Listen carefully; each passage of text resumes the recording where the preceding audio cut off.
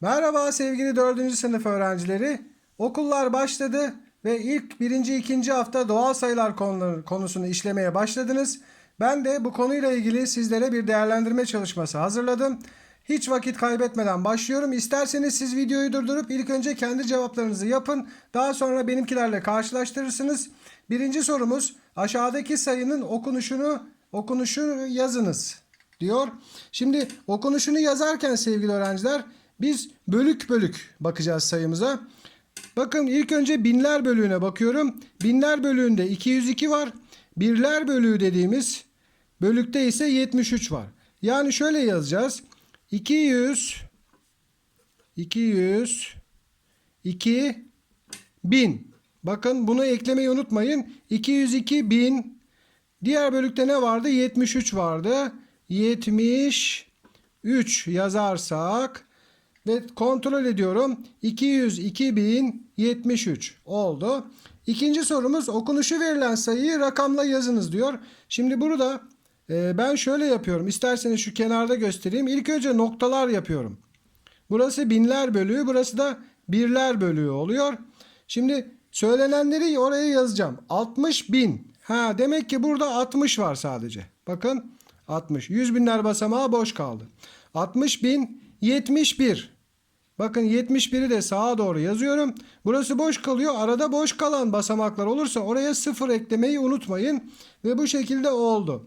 60.071. Hemen 3. soruya bakıyoruz. 3. soruda binler bölüğü, birler bölüğü basamak tablosu var. Sayı değerleri ve basamak değerlerini yazacağız. Okunuşunu yazacağız. Sayımız nerede? Sayımız köşede. Bakın 654.297 sayımız. İlk önce 100 binler basamağında kim var? Bakıyoruz birler, onlar, yüzler, binler, 10 binler, 100 binler. Bakın 100 binler basamağında 6 rakam var. 6'nın sayı değeri 6'dır. Sayı değeri demek rakamın kendisiyle aynı oluyor zaten. 5'in sayı değeri 10 binler basamağındaki 5'in sayı değeri de 5. 4'ün değeri 4, 2, 9 ve 7. Şimdi geldik basamak değerine. Basamak değerini yazarken birler basamağından gideceğim sola doğru. 7 tane birlik 7 yapar. 9 tane onluk 90 eder. Değeri 90 oluyor. 2 tane yüzlük 200 eder. Değeri. 4 tane binlik 4000. 5 tane 10 binlik 50 bin ediyor. Onu da şöyle küçük yazalım. 6 tane 100 binlik ise 600 bin ediyor. Onu da biraz daha küçük yazayım. Evet. Bu şekilde basamak değerlerini de yazmış olduk. Şimdi okunuşunu yazıyoruz. Ne yapıyorduk? Binler bölüğünden başlıyoruz. 654 bin diyeceğim. 654 bin 297 297. Bunu da yapmış olduk. Diğer tablomuza bakalım. Burada çözümlenmiş bir sayı var ve örnek olarak yapılmış 7 tane 100 binlik, bakın 3 tane 10 binlik, 7 tane binlik, 4 tane yüzlük, 2 tane onluk, 9 tane birlik. 737.429. Şimdi farklı bir şekilde çözümlenmiş sayımız var. 100 binlik var mı? Var. 9 tane 100 binlik. Şuraya yazalım. 9 tane 100 binlik. 4 tane 10 binlik. Tamam. 5 tane binlik var. Yazdım. Yüzlük. Bakın bunu belki de öğretmeniniz size vermeyebilirdi de, fakat burada verilmiş 0 tane. Yani buraya 0 koyacağız. Yüzlük. Onluk 1 tane ve birlik 7 tane. Sayımızı oluşturmuş olduk. Diğerine bakalım. 6 tane 100 binlik hemen koyalım. 4 tane 10 binlik. 1 tane binlik. 9 tane yüzlük. 5 onluk ve 8 birlik. Bunu da tamamlamış olduk. Diğer kısma geçelim. Şimdi burada yine çözümlenmiş sayılar devam ediyor. 400 bin, 80 bin, 0, 0, 10 ve 1. Şimdi öğretmeniniz bu sıfırları size vermeyebilir ya da başka kitaplarda bu sıfırlar yazılmayabilir. Yani şu şekilde de yazabilir. 400 bini yazar, 80 bini yazar, yüzlükleri yazmaz. Binlikleri ve yüzlükleri yazmaz. Onlukları ve birlikleri yazar. Eğer bu şekilde değil de karşınıza böyle çıkarsa şaşırmayın. Şimdi biz basamak basamak yazalım. 100 binler basamağında kim var? 4 var. 10 binler basamağında 80.000 dediğine göre 8 var. Binler basamağında bakın şöyle verseydi yok değil mi? O zaman binler basamağına 0 koyacağız. Yüzler basamağında da yine yüzlük yazılmamış ama burada 0 var zaten. Yüzler basamağına 0 koyuyorum. Onlar basamağında yani bir tane onluk var, 1 koyuyorum. Birler basamağında bir tane birlik var. 480.000 11 oldu. Diğerine bakalım. Bir tane 100 binlik, 5 tane 10 binlik, 0 tane binlik. Yine yazmışlar burada. Belki yazılmayabilir de. 6 tane yüzlük, 1 tane onluk ve 2 tane birlik. Bunu da yaptık. Şimdi geldik 4. soruya. 2, 9, 3, 0 ve 8 rakamlarını birer kez kullanarak yazılabilecek 5 basamaklı olacak. Zaten 5 tane rakam var. En küçük tek sayı. Burada dikkat edeceğim bir şey var. En küçük dediğine göre küçük rakamları önde kullanacağım. Bir de tek sayı yapacağım. Tek sayı yapmam için doğal sayımın en arkasına tek olan bir rakamı koymam lazım. Kim var tek olarak? Bakın. Rakamlara baktığım zaman 9 var tek sayı, bir de 3 var. Ben ne yapıyorum? Büyük olan 9'u arkaya göndereceğim. Niye? Çünkü en küçük sayıyı yapmak istiyorum. Diğer 3 küçük olduğu için 3'ü önlerde kullanacağım. 9'u arkaya gönderdim. Bu şekilde doğal sayım şu anda tek oldu. Kalanları küçükten başlayarak önlere koyacağım. En küçük kim var? 0 var. Ama 0'ı başa koyamam. O zaman onun bir değeri olmaz. 0'ı koyamıyorsam 2'yi koyarım. 2. Şimdi 0'ı koyuyorum. 3'ü koyuyorum. Ve ne kaldı? 8 kaldı. Ve bu şekilde sayımı oluşturdum. Ne oldu? En küçük tek sayı 20.389 oldu. En büyük çift sayı. Şimdi çift sayı yapmam gerekiyor. Çift olanlar kimdi? 0, 8 ve 2. En büyükleri önde kullanacağım. O zaman küçük olan 0'ı en arkaya gönderiyorum. Şimdi büyükleri sıralıyorum. Kim var büyük? 9, 8, 3, 2 ve 0'ı koymuştuk zaten. 98.320. Şimdi diğeri 30.000'den büyük en küçük sayı. 30.000'den büyük olacakmış. Bir kere ben 2'yi ve 0'ı öne koyamıyorum. Çünkü o zaman 30.000'den küçük oluyor. 3, 8 ve 9'u kullanabilirim. Ama en küçük yapacağım için 3'ü en önde kullanıyorum. Ve bu şekilde sayımın 30.000'den daha büyük olmasını sağlıyorum. Ve şimdi küçük yapabildiğim kadar küçük yapacağım. Kim var sırada? 0 var. 2 var. 3'ü kullanmıştık zaten. 8 ve 9. 30.000'den küçük, 30.000'den büyük ama en küçük. 30.000'den büyük olanların en küçüğünü yapmış olduk. Devam edelim. 90.000'den özür dilerim. Şurada şaşırdım. 30.000'den büyük en küçük sayıyı yaptık. Tamam. 90.000'den küçük en büyük sayı. 90.000'den küçük olacakmış. O zaman ben 9'u başa koyamam. Kimi koyacağım? 8'i koyabilirim. En büyük yapacağım için 8'i başa koyuyorum. 9'dan başlayarak sıralıyorum büyükleri. 89.000 oldu. Ne kaldı? 3, 2 ve 0'ı kullanıyorum. 89.320 oldu. Bu şekilde de yaptım. 5. soru. Buradaki sayıları büyükten küçüğe doğru sembol kullanarak sıralayınız diyor. Şimdi böyle durumlarda sevgili öğrenciler sayıların ilk önce kaç basamaklı olduğuna bakalım. Şimdi burası şu sayımız bakın 5 basamaklı. 5. Burası 4 basamaklı. Bu 6 basamaklı. Bu 4 basamaklı ve burası 5 basamaklı. Büyükten küçüğe doğru sıralayacağız. O zaman en büyük 6 basamaklı olan sayı zaten diğerlerinden büyük. Başka 6 basamaklı sayı yok. O zaman bunu en başa koyacağım. 250.700'ü başa koydum ve büyüktür dedim. Bu gitti. Sırada kim var? 5 basamaklı 2 tane sayımız var. Acaba bu 5 basamaklardan hangisi büyük? O zaman ne yapıyorum? Baştan bakıyorum. 25.000. Bu 57.000. 57.000 daha büyük olduğu için o zaman ikinci sıraya bunu koyuyorum. 57.250. Bu arada bizim kalemimiz bitiyor. Kalemi değiştirelim. Kalem de iflas etti. Hemen şunu koyalım. Evet, 57.220'yi yaptık. Bunu da gönderdik. Şimdi diğer 5 basamak sayımızı koyalım. 25.070. Bu da gitti. Şimdi 4 basamaklı sayılarımız kaldı. Acaba hangisi büyük? 2.000, 5.000. 5.000 daha büyük olduğu için onu koyuyorum. 5.270. Bu da gitti. En küçük kim kaldı? 2.570 kaldı. Bunu da tamamlamış olduk. 6. sorumuz. Özür dilerim, şurası kaldı. 43.000 buradaki sayıları küçükten büyüğe yine sembol kullanarak ne yapıyoruz? İlk önce basamaklarına. Burası 5 basamaklı, 4 basamaklı, 5 basamaklı, 4 basamaklı ve 6 basamaklı. En küçükten başlıyorum. En küçük 4 basamaklılar var ama hangisi küçük? Bu 4000, bu 3000. O zaman şunu koymalıyım.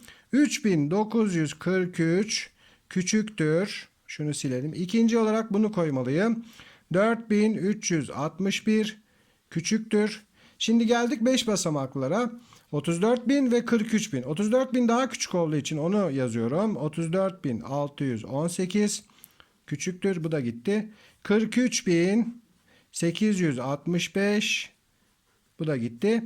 En büyük 6 basamaklı kaldı. 234.885. Bunu da tamamlamış olduk.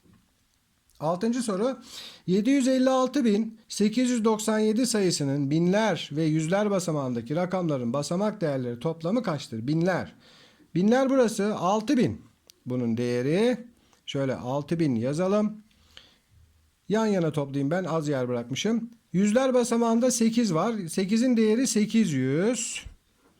Topladığım zaman ne olur ikisi? 6800 olur ve bu şekilde bitirdim.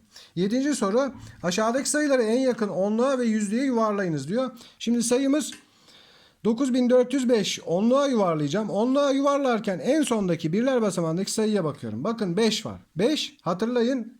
1, 2, 3 ve 4 varsa geriye dönüyor. 5, 6, 7, 8, 9 varsa birler basamağında ileriye gidiyor. 5 ileriye gider.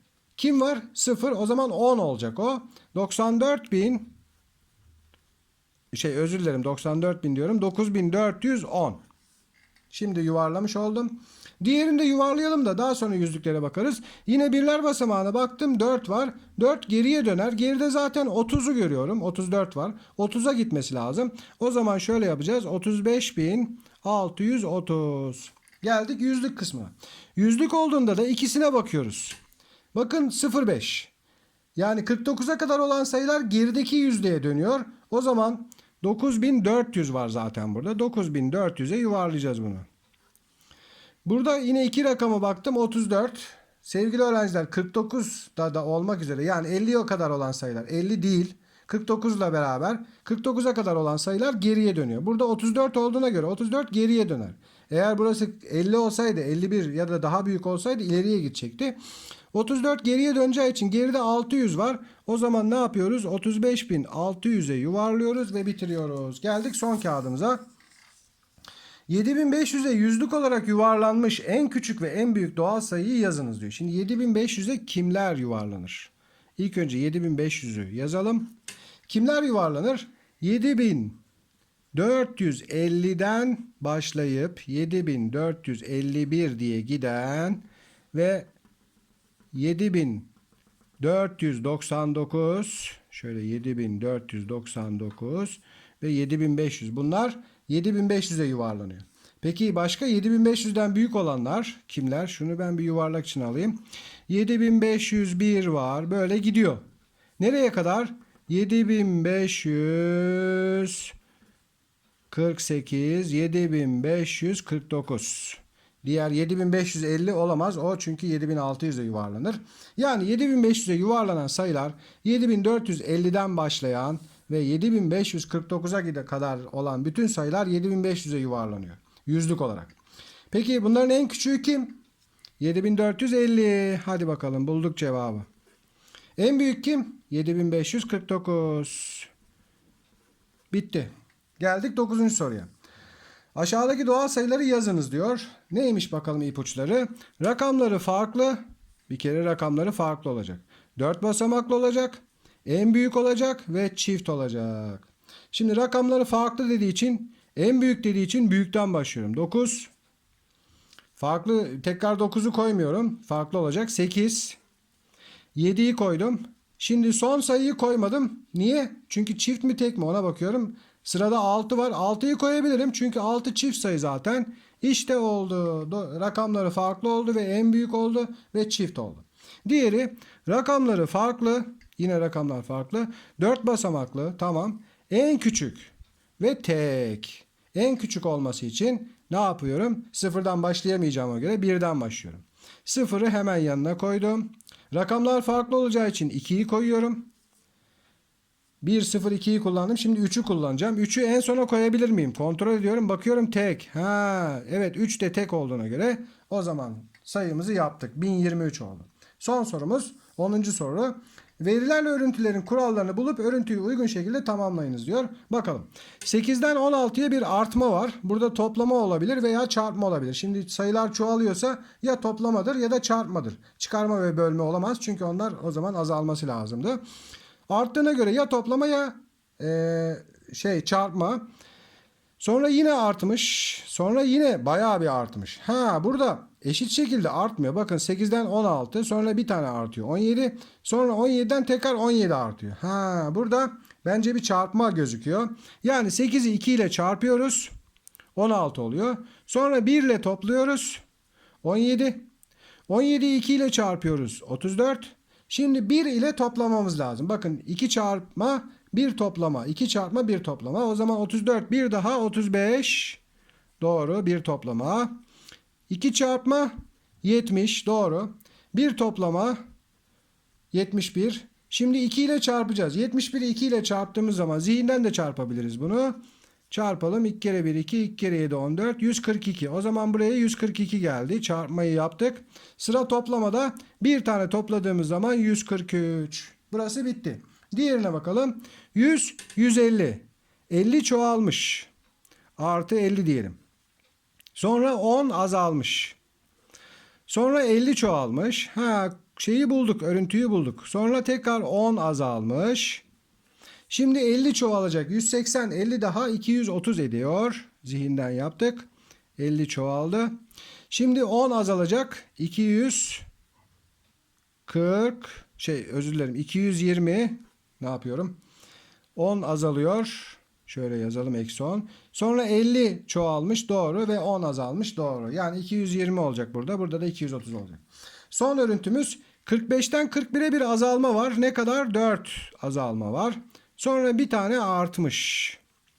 Sonra yine 4 tane azalmış. Bir tane çoğalmış. 4 azalmış. 1 çoğalmış. Sırada ne var? 4 azalacak. 36'dan 4'ü çıkarırsak 32. 4 azalsın. Ve 1 çoğalsın. O da şöyle artı 1 koyalım. 33. Evet sevgili öğrenciler, doğal sayılarla ilgili yine değerlendirme çalışmaları yapacağız. Sizlere her zaman olduğu gibi derslerinizde başarılar diliyorum. Hoşça kalın.